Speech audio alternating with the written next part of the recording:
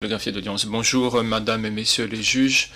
Ceci est l'affaire IT 95-5/18-AR 98 bis.1, le procureur contre Radovan Karadzic, le président. Merci. Monsieur Karadzic, pouvez-vous suivre les débats dans une langue que vous comprenez? Je vous remercie. L'accusé, oui, bonjour, Excellence, merci, j'entends bien l'interprétation.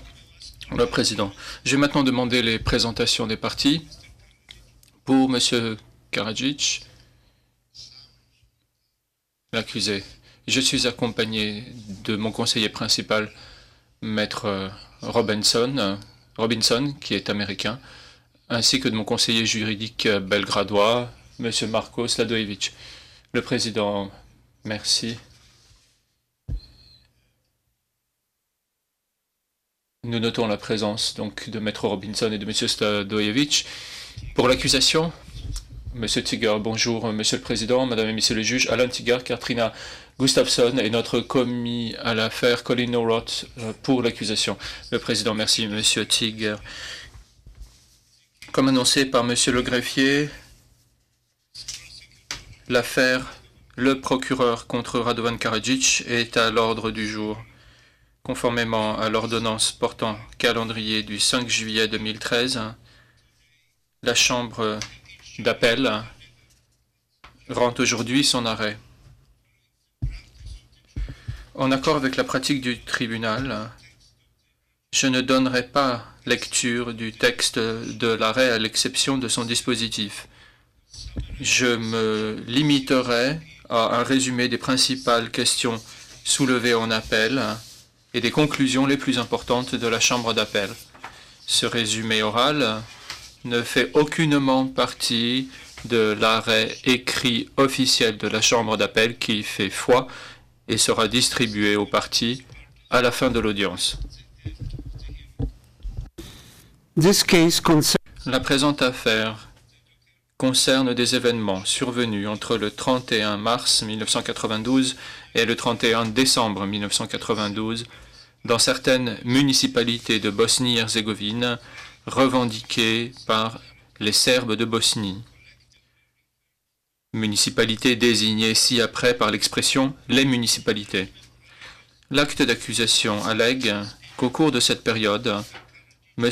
Karadzic incarnait l'autorité civile et militaire suprême de la Republika Srpska et participait à une entreprise criminelle commune de concert avec d'autres dirigeants serbes et serbes de Bosnie, dans le but de chasser à jamais les musulmans de Bosnie et les Croates de Bosnie des municipalités au moyen d'une campagne de persécution qui prenait notamment la forme d'actes démontrant une intention de détruire en partie les groupes nationaux, ethniques ou religieux des musulmans et des Croates de Bosnie comme tels. Les actes constitutifs de génocide dont il est allégué qu'ils ont été commis à l'encontre des musulmans de Bosnie et ou des Croates de Bosnie comprennent notamment petit 1 des meurtres, petit 2 des atteintes graves à l'intégrité physique ou mentale et petit 3 les conditions d'existence délibérément imposées aux détenus qui devaient entraîner leur destruction physique. Le 11 juin 2012, l'accusé a demandé à être acquitté de tous les chefs de l'acte d'accusation à l'issue de la présentation des moyens à charge.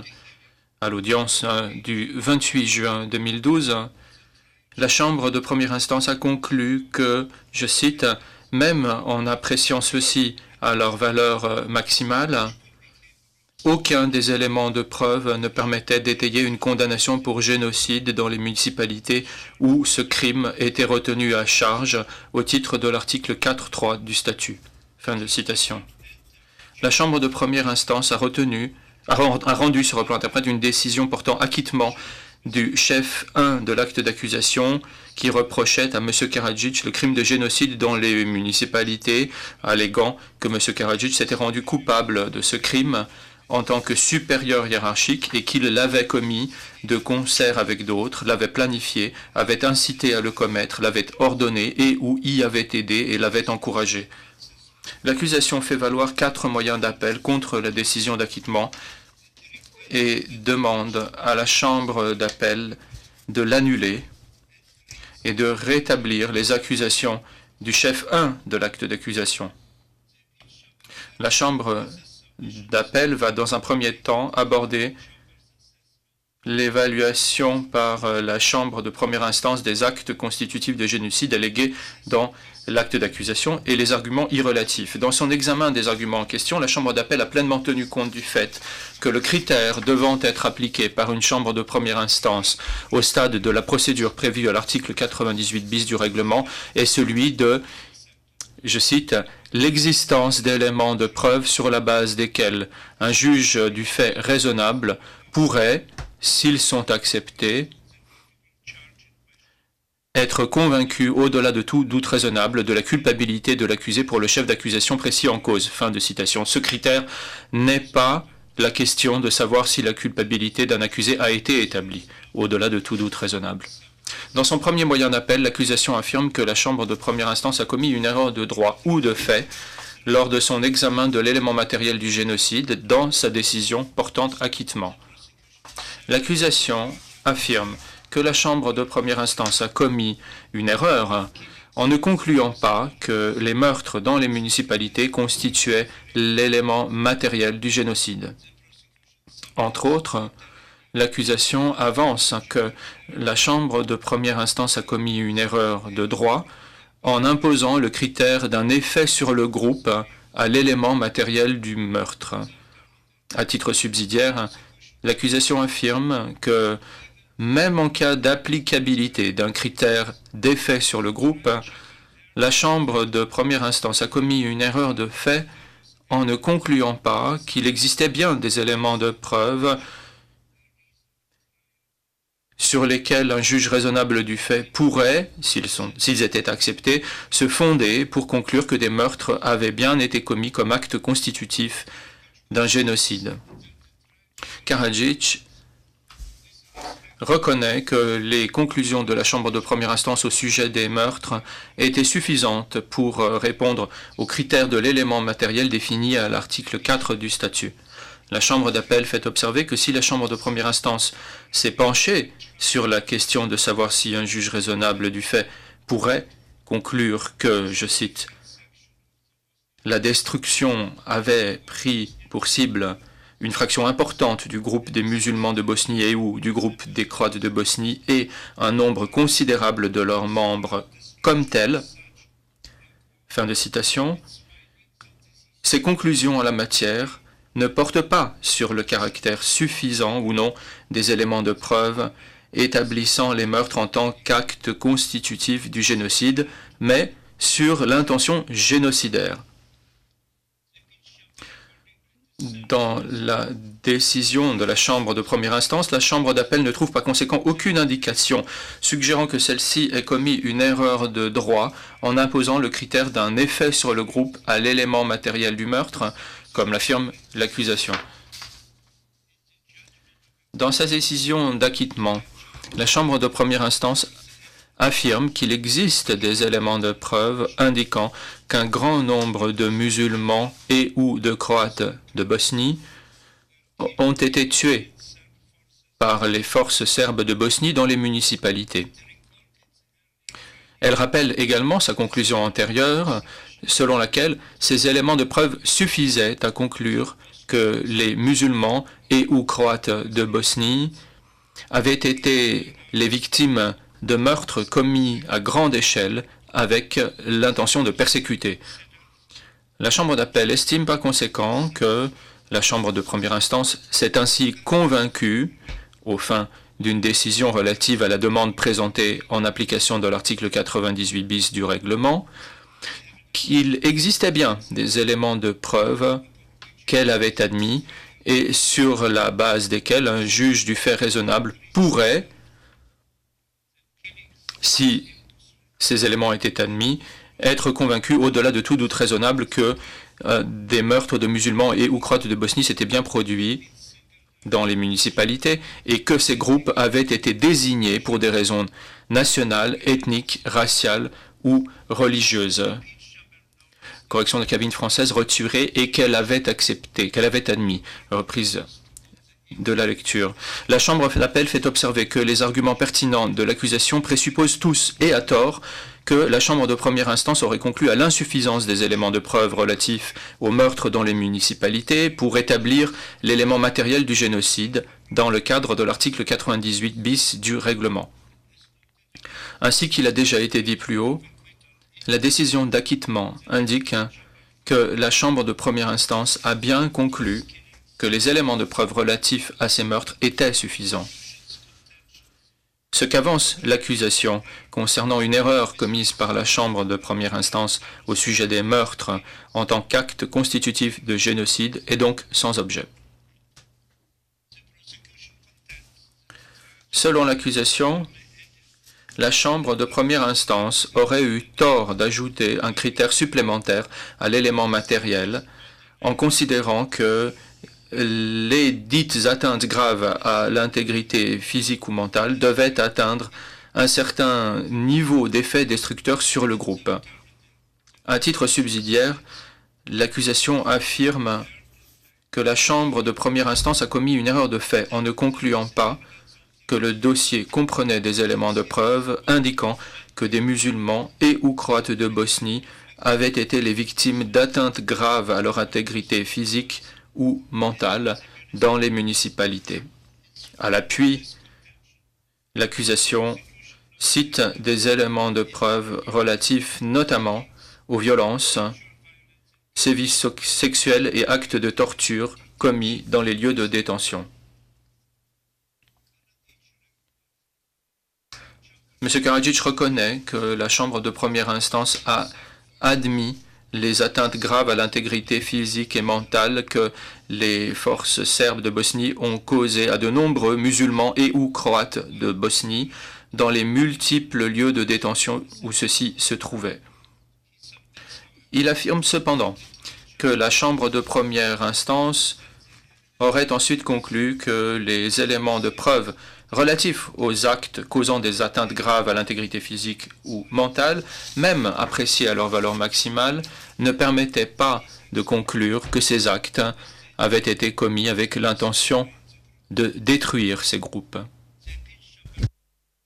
La Chambre d'appel fait observer que les éléments de preuve examinés par la Chambre de première instance, appréciés à leur valeur maximale, indiquent que des musulmans et ou croates de Bosnie ont subi des blessures, y compris sous forme de viol, et de sévices graves n'entraînant pas la mort, qui, à première vue, suggèrent des atteintes graves à l'intégrité physique. Plus précisément,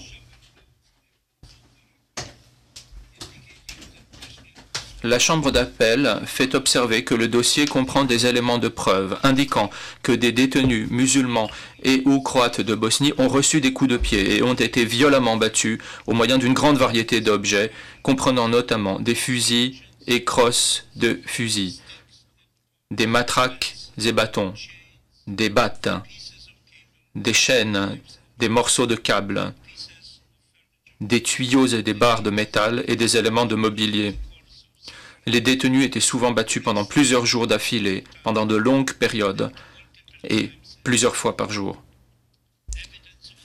Les éléments de preuve du dossier indiquent également que dans certains cas, des détenus ont été jetés dans des cages d'escalier, qu'ils ont été battus jusqu'à perdre conscience ou qu'on leur cognait la tête contre des murs. Il est allégué que ces sévices ont causé des blessures graves, comprenant notamment des côtes cassées, des crânes fracturés, des fractures de la mâchoire, des fractures des vertèbres et des commotions. Les effets à long terme allégués de ces sévices comprennent notamment la perte de dents, des céphalées permanentes, des défigurations, des doigts déformés, des douleurs chroniques aux jambes, et la paralysie partielle de membres. La Chambre d'appel souligne que la commission d'actes isolés caractéristiques ne démontre pas automatiquement que l'élément matériel du génocide est constituée. Cependant, la Chambre d'appel est d'avis qu'en examinant les éléments de preuve spécifiques figurant au dossier, et notamment ceux relatifs aux violences sexuelles et aux sévices ayant causé des blessures corporelles graves, aucune chambre de première instance raisonnable n'aurait pu conclure que ces éléments de preuve ne suffisaient pas à établir l'élément matériel du génocide dans le cadre de l'article 98 bis du règlement. Par conséquent, la Chambre d'appel conclut que la Chambre de première instance a commis une erreur de fait en concluant que les éléments de preuve, même appréciés à leur valeur maximale, ne permettraient pas à un juge du fait raisonnable de conclure, au-delà de tout doute raisonnable, que des actes constitutifs de génocide causant des atteintes graves à l'intégrité physique ou mentale avaient bien été commis et qu'il en a résulté une erreur judiciaire. L'accusation affirme que la Chambre de première instance a omis de motiver sa conclusion selon laquelle les conditions d'existence au sein des lieux de détention dans les municipalités ne satisfont pas les critères du génocide au titre de l'article 4 de petit c du statut. L'accusation avance en outre que la Chambre de première instance a commis une erreur de fait en ne discernant pas les éléments du dossier qui satisfont les critères de l'article 4 de petit c du statut. L'accusation affirme notamment que les éléments de preuve admis par la Chambre de première instance démontrent que les conditions prévalant dans les lieux où les musulmans et ou croates de Bosnie étaient détenus étaient, je cite, effroyables, fin de citation, et était la conclusion que leur destruction physique était objectivement probable. M. Karadzic n'a pas répondu aux arguments de l'accusation relatifs à la mise en place délibérée de conditions de vie devant entraîner la destruction. La Chambre d'appel n'est pas convaincue que la Chambre de première instance ait omis de motiver son avis. La Chambre de première instance a explicité les critères juridiques qu'elle a appliqués aux éléments de preuve et elle a affirmé clairement s'être concentrée sur les aspects juridiques pertinents et les avoir évalués lors de son examen des éléments de preuve relatifs aux actes constitutifs de génocide allégués, consistant à mettre en place délibérément des conditions d'existence devant entraîner la destruction physique. La Chambre de première instance a également indiqué quels étaient les éléments de preuve examinés par elle dans ce contexte et s'est référé de façon spécifique à un examen antérieur et plus approfondi des mêmes éléments de preuve au regard du chef 3 de l'acte d'accusation. Les arguments de l'accusation, selon lesquels la Chambre de première instance a commis une erreur en évaluant les éléments de preuve du dossier, sont néanmoins convaincants. La Chambre de première instance a relevé des éléments de preuve indiquant que des musulmans et ou croates de Bosnie détenus avaient subi, je cite, des traitements cruels et inhumains, des actes de torture, des mauvais traitements physiques et psychologiques, des sévices sexuels et des viols, des conditions d'existence inhumaines et le travail forcé, fin de citation, et ne s'était pas vu fournir, je cite, un hébergement, un abri, l'approvisionnement en vivres et en eau, les soins médicaux, ni des sanitaires adéquats, fin de citation.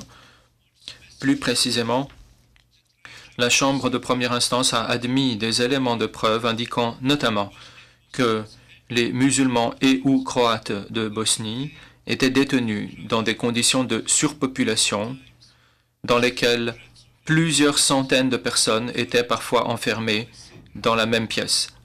Des éléments de preuve présentés à la Chambre de première instance indiquent ainsi que, par exemple, 570 détenus étaient enfermés dans une pièce unique au camp de Keraterm à Prijedor.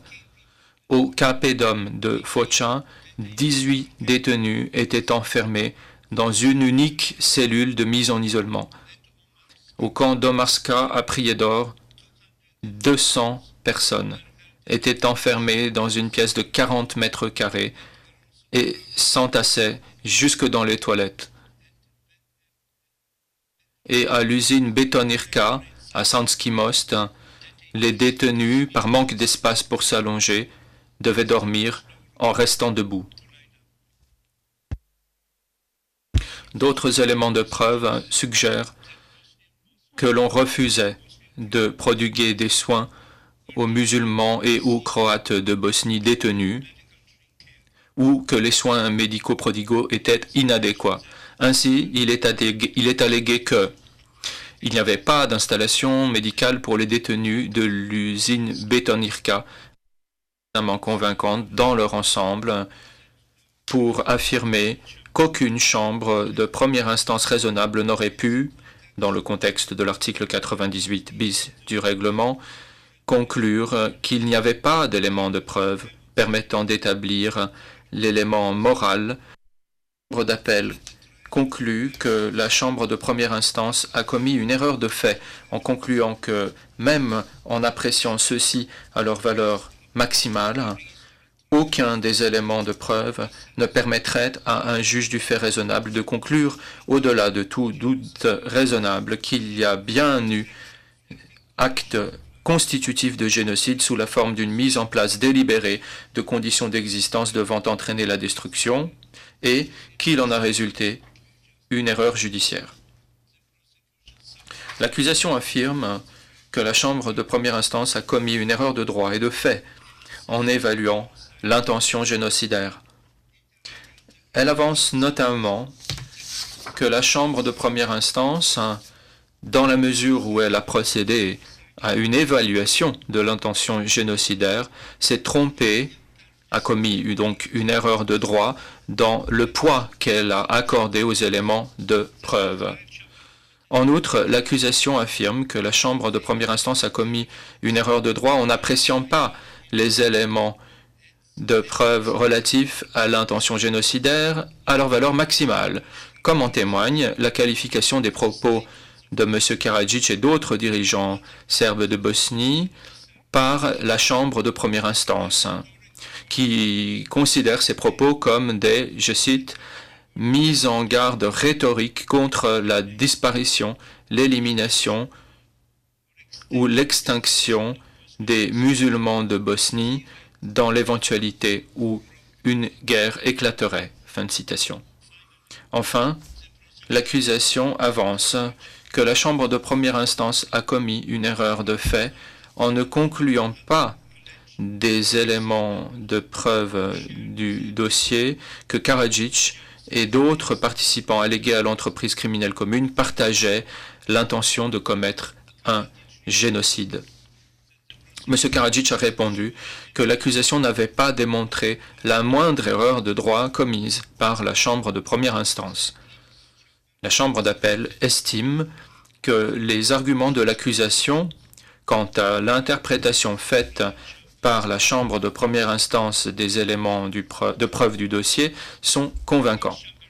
La Chambre d'appel fait observer que la Chambre de première instance a admis des éléments de preuve indiquant qu'au cours de réunions en présence de M. Karadzic, je cite, « il avait été décidé qu'un tiers des musulmans devaient être tués, un tiers devait être converti à la foi orthodoxe et un tiers allait partir de leur propre gré. » Fin de citation. Et que de la sorte, tous les musulmans disparaîtraient de Bosnie.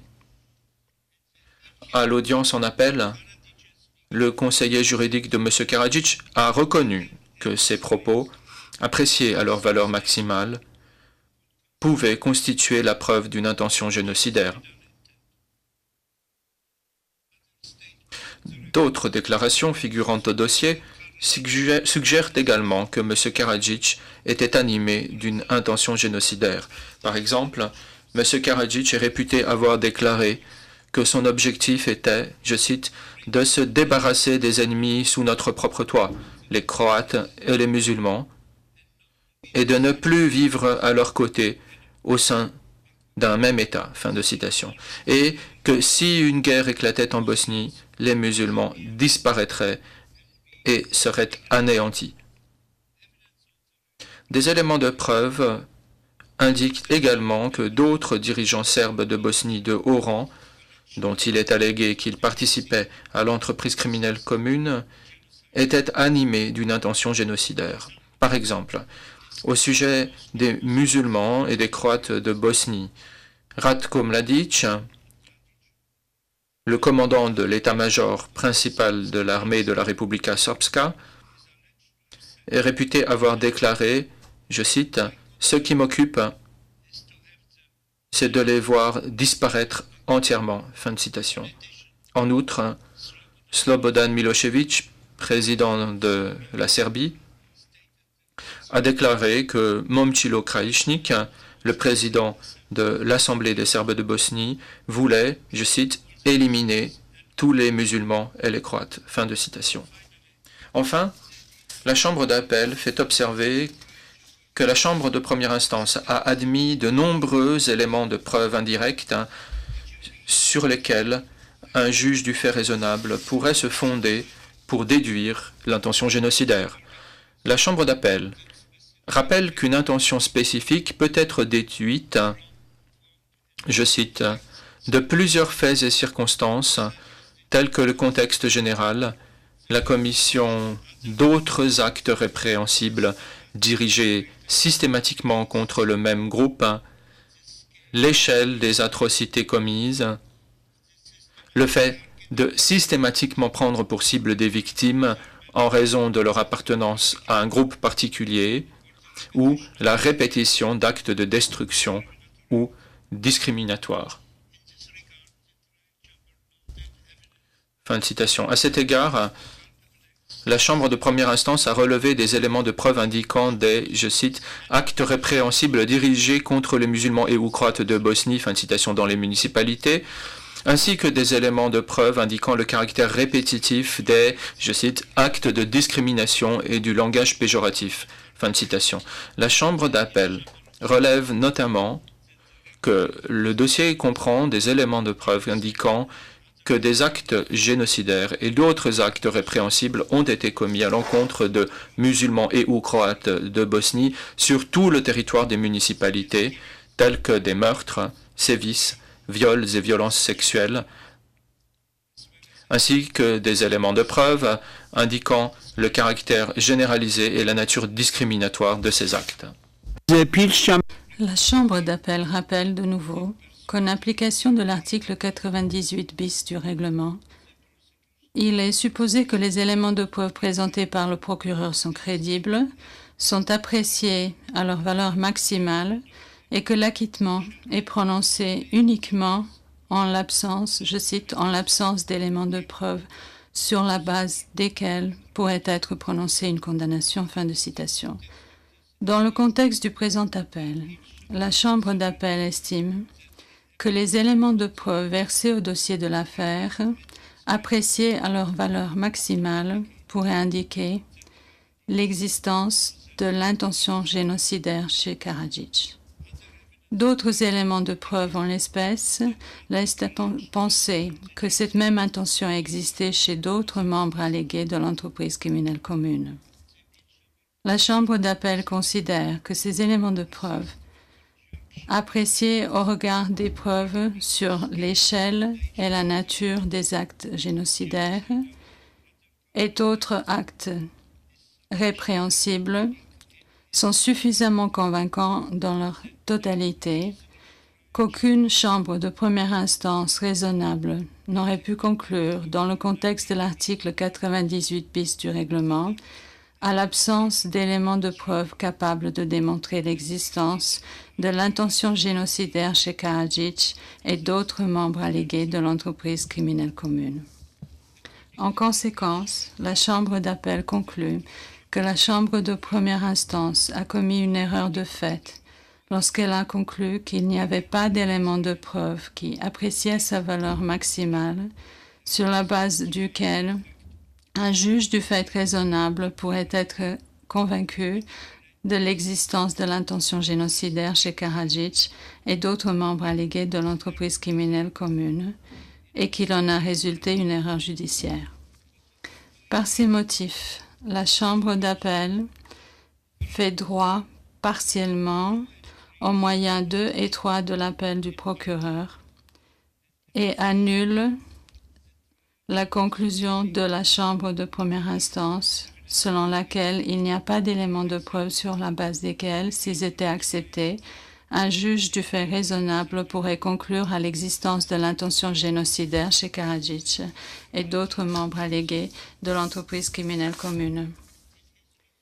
Dans sa réponse, Karadzic fait valoir que dans la mesure où la Chambre de première instance a conclu que les éléments de preuve confirmaient tant l'élément matériel du génocide que l'intention génocidaire, elle a eu raison de conclure qu'il n'y avait pas de, je cite, convergence entre les actes et l'intention de l'accusé et que les, je cite, meurtres et atteintes graves dans les municipalités n'étaient pas faits avec l'intention de détruire les musulmans en tant que groupe, les musulmans de Bosnie en tant que groupe. Fin de citation. En outre, Karadzic fait valoir que dans l'intérêt de la justice, la Chambre d'appel ne devrait pas annuler l'acquittement, même si elle détermine que la Chambre de première instance a commis une erreur.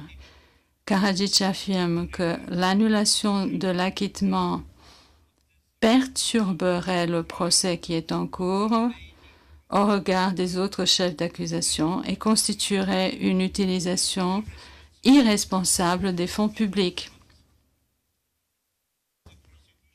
En réponse, le procureur affirme entre autres que les éléments de preuve en l'espèce montrent qu'il existe une convergence entre l'intention génocidaire et l'élément matériel.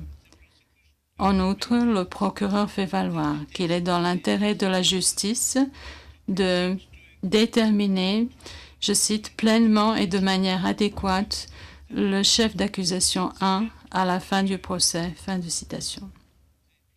La Chambre d'appel n'est pas convaincue par l'argument de Karadzic que la décision de la Chambre de première instance de prononcer son acquittement pour génocide dans les municipalités était fondée sur une absence de convergence entre les meurtres et d'autres actes nuisibles contre les musulmans de Bosnie et ou les Croates de Bosnie et l'intention génocidaire. De même, la Chambre d'appel trouve peu crédible l'affirmation de Karadzic que la Chambre d'appel devrait se retenir d'annuler l'acquittement et ce, par prudence. Il n'existe pas de circonstances exceptionnelles en l'espèce. Plus précisément, Karadzic n'a pas plaidé coupable des faits ayant fondé le chef d'accusation 1 de l'acte d'accusation et il n'y a pas eu de décision finale rendue des actes sous-jacents de génocide pour les autres chefs d'accusation. Qui plus est, la Chambre d'appel note qu'aucun jugement n'a été prononcé contre Karadzic à ce stade du procès. Compte tenu du fait que le procès est en cours au titre des autres chefs d'accusation.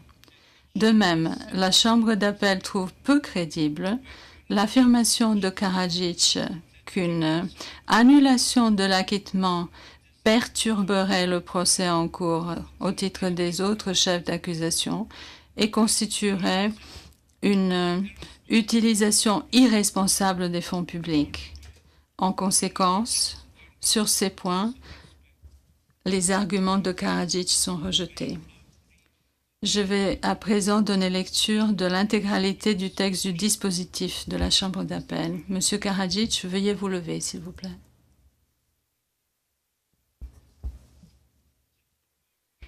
Par ces motifs, la Chambre d'appel, en application de l'article 25 du statut et de l'article 177 du règlement, vu les écritures respectives des parties et leur exposé à l'audience en appel du 17 avril 2013, siégeant en audience publique, fait droit partiellement au premier moyen d'appel du procureur, fait droit au deuxième et troisième moyen d'appel du procureur partiellement, annule l'acquittement de M. Karadzic prononcé par la Chambre de première instance du premier chef d'accusation pour génocide et rétablit les allégations portées contre M. Karadzic au chef d'accusation 1. Rejette pour le surplus les moyens d'appel du procureur et renvoie l'affaire devant la Chambre de première instance pour toute action conforme au présent arrêt. Monsieur Karadzic, vous pouvez vous asseoir. Monsieur le greffier, veuillez distribuer les exemplaires de l'arrêt aux parties.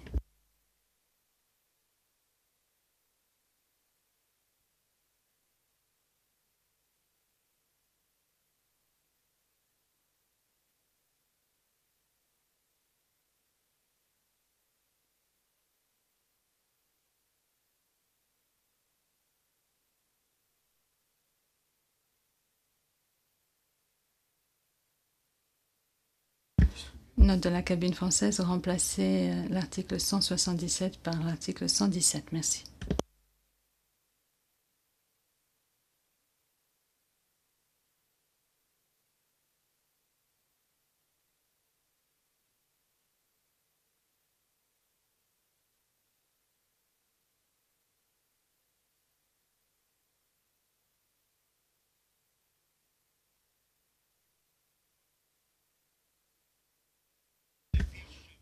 L'audience de la Chambre d'appel du Tribunal pénal international pour l'ex-Yougoslavie est levée. All rise. Please be levée.